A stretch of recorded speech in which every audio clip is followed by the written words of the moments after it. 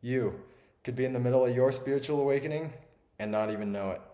What's going on, guys? Today I'm going to go through the 7 stages of the celebrated and dreaded spiritual awakening. Stick around to find out which phase you might be in. But first, before we get started, I'd like to welcome you to my channel if you're new.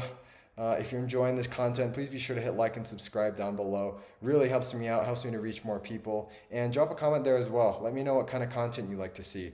I've been receiving some great feedback from a lot of you lately, and I'd like to extend a thank you to everyone who's taken the time to do so. Really, really means a lot. All right, so let's jump into it. The spiritual awakening. Now, what is the spiritual awakening?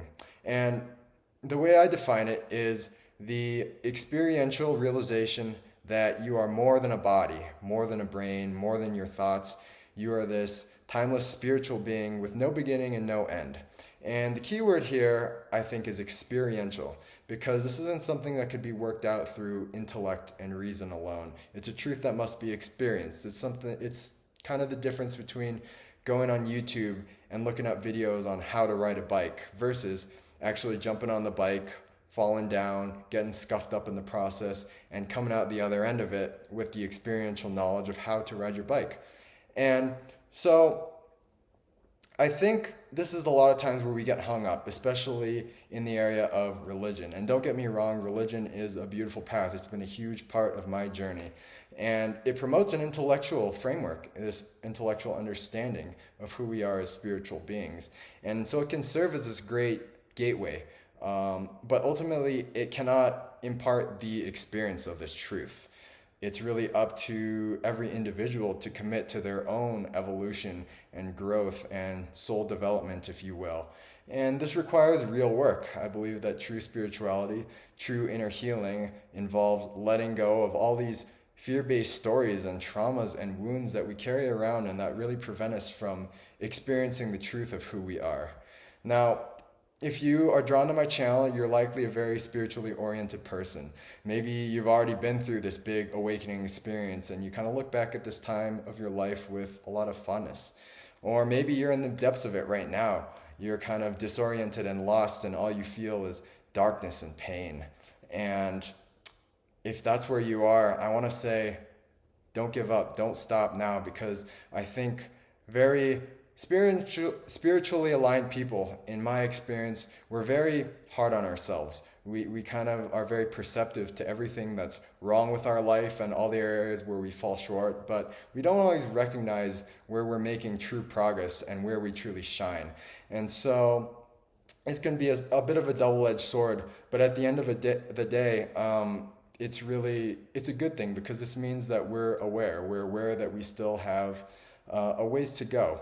And so this awakening process, let me begin by saying it's different. It's unique for each individual. No two people will have the same experience. All of us, I believe, we chose this journey, and wherever we are is perfect. And so I've seen some common threads, and others as well, not just me. This isn't something that I want to take credit for, but I've broken this into 7 main phases or stages of the spiritual awakening, and my hope is to kind of give you a roadmap to help you navigate this process wherever you might be, and chances are you're probably further along than you might think. So let's jump in. Number 1 is being completely asleep, being completely lost in the ego. You're kind of sleepwalking through life, asleep at the wheel. And usually, for most of us, this looks like trying to go about life accumulating things that we think will make us happy. Money, success, relationship status, that kind of thing. Essentially, we're doing anything to really distract ourselves from the pain of being us. So a lot of us will get into things like alcohol and drugs, or people will indulge in meaningless sex or gambling, anything to sort of get that high and escape that discomfort that we all feel when we sort of really allow ourselves to sit in silence. For me personally, this was hockey, athletics, my career. I thought that if I could just accomplish enough, if I could just be a good enough hockey player and make it to a certain level, then people would accept me and love me. for what I could do. And now I look back now and I realize that really what I was doing was settling. I had kind of given up on this idea of true love and intimacy. And so I was settling for other people's approval and validation. I was driven by this desire to be better than other people because deep down I felt that I was always made to be less than other people. I felt inferior to others. And so this is what was really driving me to be this superior athlete, this successful athlete. And so most of us are living from these old childhood wounds and these stories and inferiority complexes. We're kind of reliving the dynamics with parents or adults early on in our lives. And we all have these wounds, right?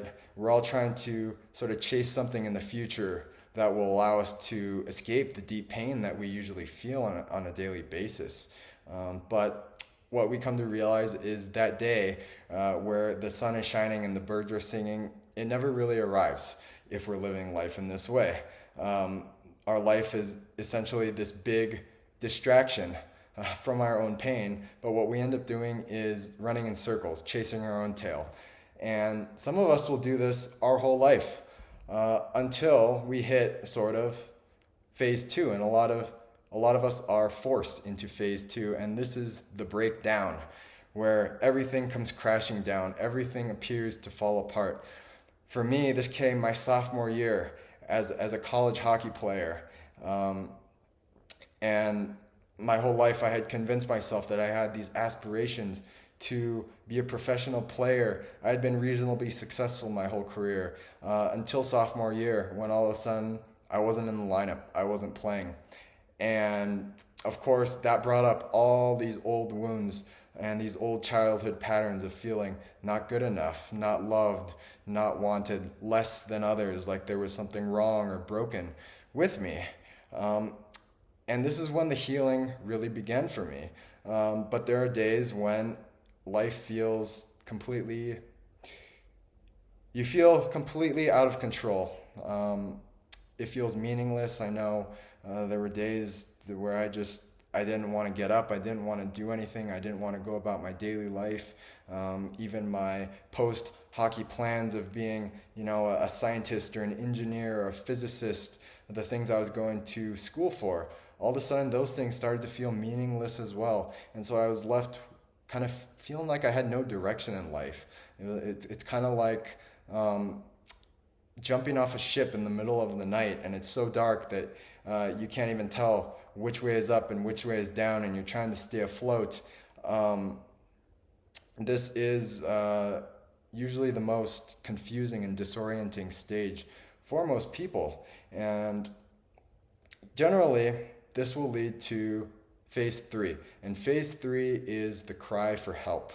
Now, this is the moment where you stop trying to control things. You stop trying to resist the process.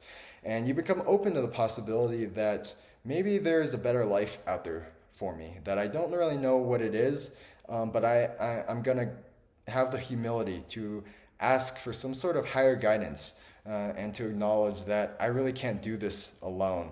And so this is when we set out our cry for help to the universe. This process of asking is really the willingness to be open to new possibilities for ourselves, to be guided on this higher path. We are always told in our religions and spiritual traditions, you must ask and you will receive. This is sort of the phase in Christianity that's represented by the sacrament of baptism, where the Holy Spirit descends and you start to become guided by this force that's higher than you. And essentially, we must ask because the universe can never violate our free will. We live in a sort of free will domain where we get to experience the consequences of our choices and our actions through linear time and space. That is essentially why we're here. We weren't forced to come here. God doesn't stuff unsuspecting souls into bodies. We chose this adventure, and it's meant to be fun. But ultimately, there is no higher power or authority who can ever force us to experience the truth of who we are. It must be chosen. And so we must ask.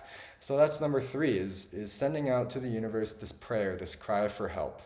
And that leads us to number four, which is divine guidance. Now, when we send out that call for help and we sincerely ask and sincerely desire, the universe will send divine guidance in personal and mysterious ways. You'll be sent teachers so that you could start to learn these lessons of love. It might come in the form of books or mentors, teachers, coaches. For me, things have always come through podcasts that kind of pop in at the perfect time, or YouTube videos that I've come across, or even entire channels that I've watched like every video. And this is one of the reasons that I love YouTube and that I'm called to do this, is because those people really they became my friend and somebody I trusted, somebody to kind of guide me through the pain that I was going through, because this isn't always a pleasant experience. Your teachers might be somebody that you're in an intimate relationship with. It might be a failed relationship. Just because we've asked, as I'm sure you know, it doesn't mean it's going to be easy from that part forward. A lot of times it actually gets harder when you truly ask the universe for this guidance. And so essentially what you'll be sent is all these situations that highlight your limitations, your stories, your victim mentality, all the areas where we're not free, where we're kind of enslaving ourselves and keeping ourselves in this confined box. And so this period might go on for some time. We're usually kind of still stumbling in the dark, trying to find our way until we hit number 5. And number 5 is the breakthrough. And this is the point where the deep pain, it starts to subside. This is also the point where a lot of people will have these extreme highs. It might be this Kundalini awakening through some kind of Kundalini yoga, or it might be a state of enlightenment where people will say they like went to heaven for a couple weeks before they come crashing back down into this 3D reality. It might be a plant medicine ceremony where you kind of see and experience life the way it really is, where you have encounters with all these other dimensions of life that we don't usually have access to. It might be something like past life regression, where you really go into the depths of your soul and your past to really bring awareness to some of the experiences that are culminating in your personality and the way you are right now, this deep inner work. And so it might be one of these highs. It might just be that you start to get more moments of clarity and deep insight, more direction about your future, who you are, why you're here, your purpose, the actions that you need to take to start living and stepping into this greater life. And so that's number 5, is the breakthrough, which brings us to number 6, integration. And integration is really when we take this newfound spirituality and we make it a part of our everyday life. And this can be hard because we need to resist the temptation to chase the highs. A lot of people have these super high transcendental spiritual experiences, and all they want to do is chase that. It becomes like a drug.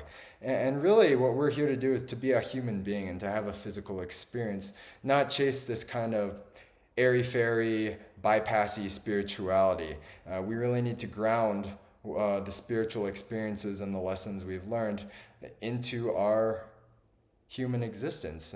And so taking our ordinary life and making every day extraordinary, really.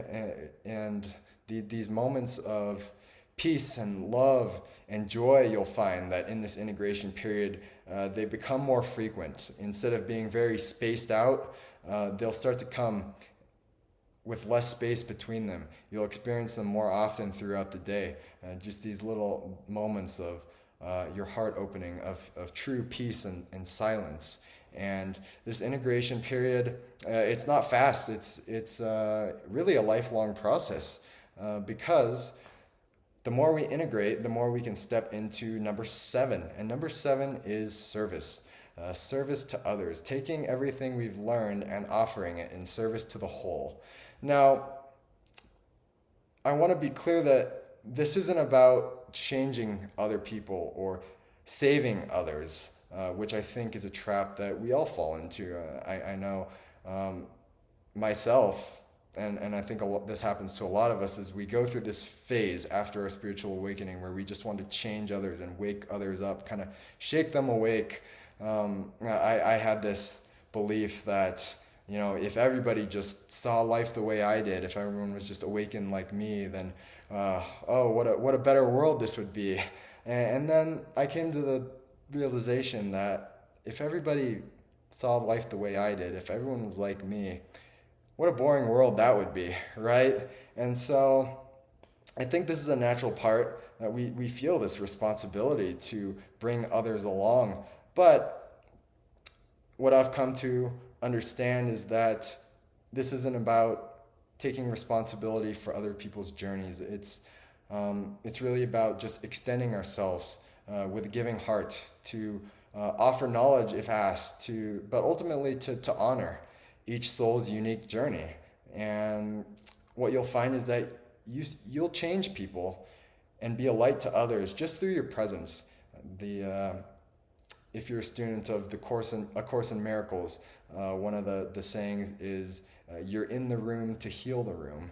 And it's not through what we say to others, it's not through even necessarily our actions, it's just our state of being, our presence will change the people we're around for the better. And so trust in that everybody ultimately, we're exactly where we need to be, that we all chose this adventure.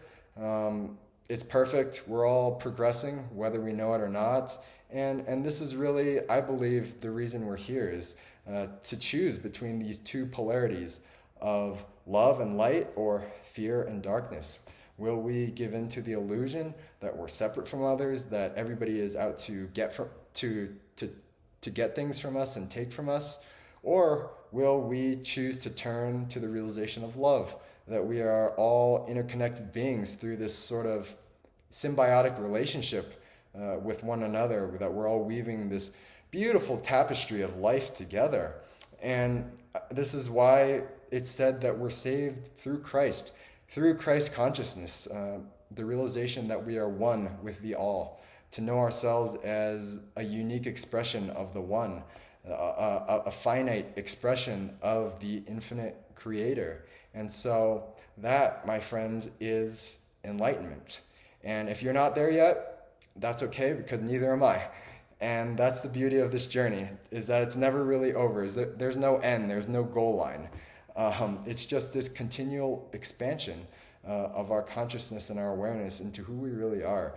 And throughout the course of our lives, we're going to experience these cyclical deaths and rebirths. And this is just a part of it, where parts of us need to die and we need to let go of old stories, that we're going to have these breakdowns to have breakthroughs. And so life, even after your big spiritual awakening, it's not a one and done thing where you're in the clear and you get to live this enlightened life. It's this constant cycle of breakdown, breakthrough, integrate, put it in service to others, and it's sort of this just expansive spiral that never really ends, and we just get to ride it and enjoy it and experience it. That we all get to share in the same human experience. We're all in this together. And one more thing I think that I'd like to cover before I end this video is the topic of Kundalini, because one question I hear a lot is are the spiritual awakening and the rising of the Kundalini energy, are they synonymous? Are they one and the same? Or are they kind of separate things that might happen together? And essentially, if you're not familiar with the term Kundalini, it is essentially this spiritual energy that kind of, for the most part, lays dormant in our bodies at the base of the spine, and it's waiting to be activated.